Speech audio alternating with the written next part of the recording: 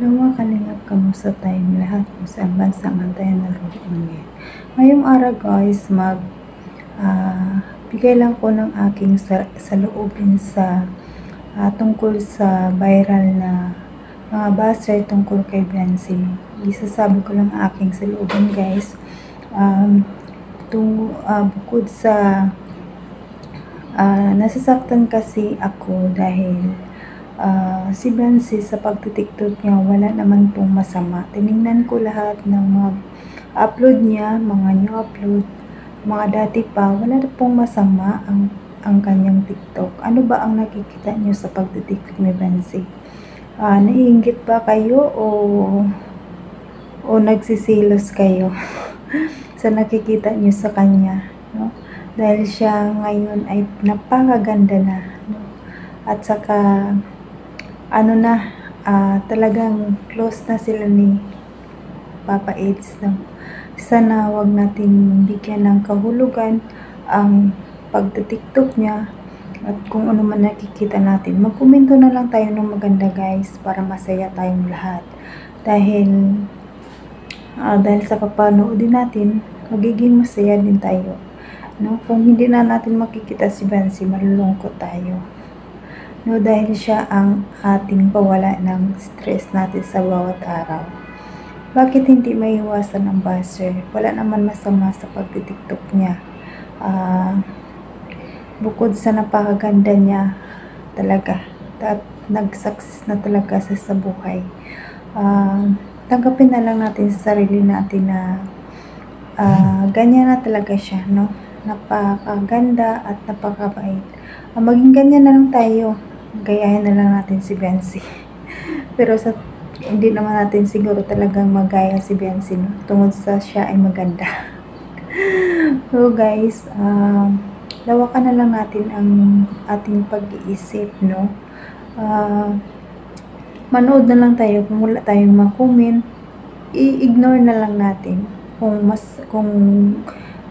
Sa loob na lang natin, huwag na natin i-comment kung ano-ano dahil alam natin si Blancy tahimik lang yan. Akala mo hindi nasasaktan, pero nasasaktan yan guys, sa totoo lang. Hindi niya lang sinasabi yan, sa loob niya masakit din yun. Gaya din natin, tayo may nabasa tayong comment, hindi tayo mapakali, diba? Ganyan din si Blancy guys. Mahirap talaga guys ang depression sa ganyan, no? Huwag naman sanang umabot sa mga ganyan, no?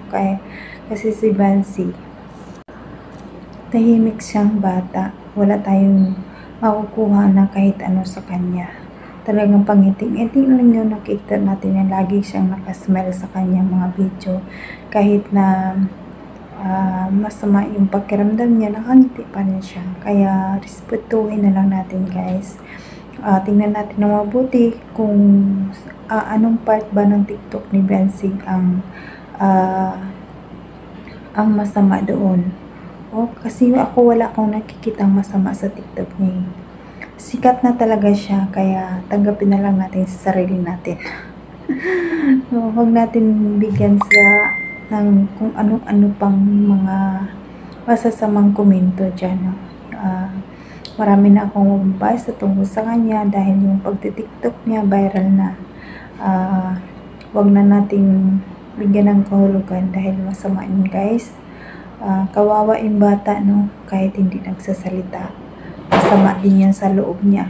Kahit ako, masama din yun sa loob ko kung marami akong nababasang hindi maganda, no? Hindi na ako mapakalian. Nag-iisip na ako kung ano ang dapat kong gawin yan, no? Kaya guys, mag-ano lang tayo, magbigayan na lang tayo, magmahalan tayo. Huwag tayong mag-comment na masama. Lawakan natin ang ating pag-iisip dahil wala man tayong masamang nakikita sa ginagawa niya. TikTok lang naman yun. Kung sa ano pa, pang stress level lang niya. Kung halimbawa pagod, ganyan ako guys, nag-TikTok din ako pag pagod ako, pag naboboring ako dito sa trabaho ko, pagod ako. Alam niyo, TikTok ang pawala ng pagod ko dahil pag may nakikita akong views na maganda sa TikTok, kung masaya ako, no? Ganyan din yun si Bensi, magka-views yan, masaya yan, no? Kaya isipin natin, wala tayong, huwag natin ibigyan ng masama, guys. Pagmahalan tayo, no? Magbigayan na lang tayo. Kaya hanggang dito na lang aking saloobin na tungkol kay Bensi, no? Maganda siyang bata at napakabait.